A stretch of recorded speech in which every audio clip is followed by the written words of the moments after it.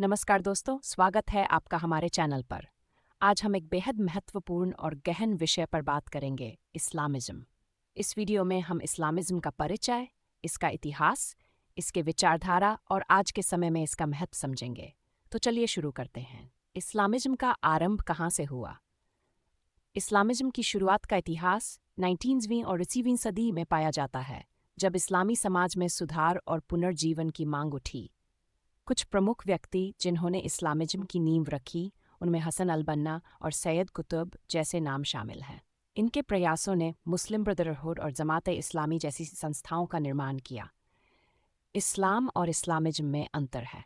इस्लाम एक धर्म है, जबकि इस्लामिज्म एक राजनीतिक विचारधारा है जो इस्लामी कानूनों को राज्य की नीतियों में लागू करने का समर्थन करती है।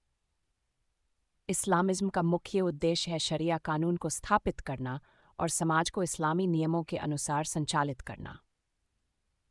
अन्य इस्लामी परंपराओं से इस्लामिज्म कैसे भिन्न है? इस्लामिज्म का ध्यान अधिकतर राजनीतिक और सामाजिक सुधारों पर होता है, जबकि अन्य परंपराएं आध्यात्मिक और धार्मिक प्रथाओं पर जोर देती हैं। इस्लामिज्म के प्रमुख ग्रंथ और स्रोत में कुरान, हदीस और इस्लामी कानून की किताबें शामिल हैं। प्रमुख इस्लामिस्ट आंदोलनों और संगठनों में इन सबसे प्रमुख संगठन हैं मुस्लिम ब्रदरहुड, जमात-ए-इस्लामी और हिज़्ब उत तहरीर।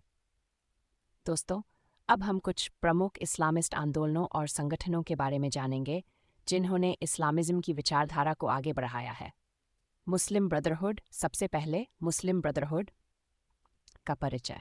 इसकी स्थापना 1928 में मिस्र में हसन अल-बन्ना ने की थी। मुस्लिम ब्रदरहुड का मुख्य उद्देश्य इस्लामी कानूनों को लागू करना और इस्लामी समाज का निर्माण करना है। ये संगठन मिस्र और मध्य पूर्व के कई देशों में सक्रिय है और इसका राजनीतिक प्रभाव भी काफ़ी मजबूत है। जमात-ए-इस्लामी। जमात-ए-इस्लामी, जिसकी स्थापना अबुल आला मौदूदी ने 1941 में भारत में की थी, भी एक प्रमुख इस्लामिस्ट आंदोलन है। मौदूदी ने इस्लाम को एक संपूर्ण जीवन पद्धति के रूप प्रस्तुत किया और शरिया कानून को राज्य की नीतियों में लागू करने का समर्थन किया। विभाजन के बाद ये संगठन पाकिस्तान, भारत और बांग्लादेश में सक्रिय है। हिज़्ब उत तहरीर। हिज़्ब उत तहरीर, जिसकी स्थापना 1950 में तकीउद्दीन नबाहानी ने की थी, एक अंतर्राष्ट्रीय इस्लामिस्ट संगठन है। इसका मुख्य उद्देश्य खलीफत की स्थापना और इस्लामी राज्य का पुनर्गठन है।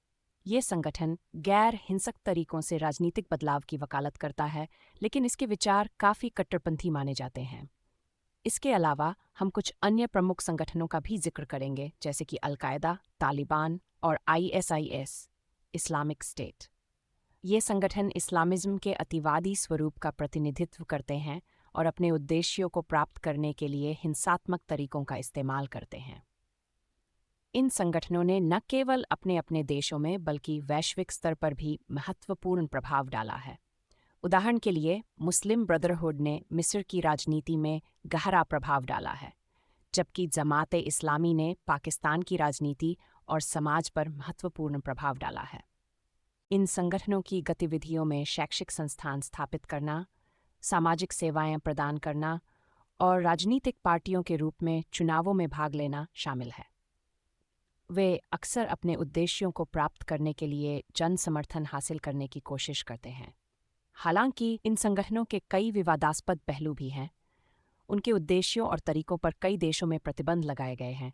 उनके विचारधारा और गतिविधियों के कारण उन्हें आतंकवादी संगठनों के रूप में भी देखा जाता है। राजनीति में इस्लामिज्म की भूमिका क्या है? इस्लामिज्म के सिद्धांतों के अनुसार राज्य का संचालन इस्लामी कानूनों के अनुसार होना चाहिए। अब हम शरिया कानून के बारे में जानेंगे, जो इस्लामिज्म का एक महत्वपूर्ण पहलू है। शरिया कानून इस्लामिक कानूनों का एक सेट है जो कुरान और हदीस पर आधारित है। शरिया का शाब्दिक अर्थ है पथ या मार्ग, जो एक मुसलमान को जीवन के हर पहलू में मार्गदर्शन प्रदान करता है। इसमें धार्मिक, सामाजिक, आर्थिक और राजनीतिक सभी क्षेत्रों के नियम शामिल होते हैं। शरिया कानून की उत्पत्ति कुरान और हदीस से होती है। कुरान इस्लाम का पवित्र ग्रंथ है, जिसमें अल्लाह के आदेश दिए गए हैं। हदीस पैगंबर मोहम्मद के कथनों और कार्यों का संग्रह है। शरिया कानून के सिद्धांतों में न्याय, समानता और समाज की भलाई शामिल है।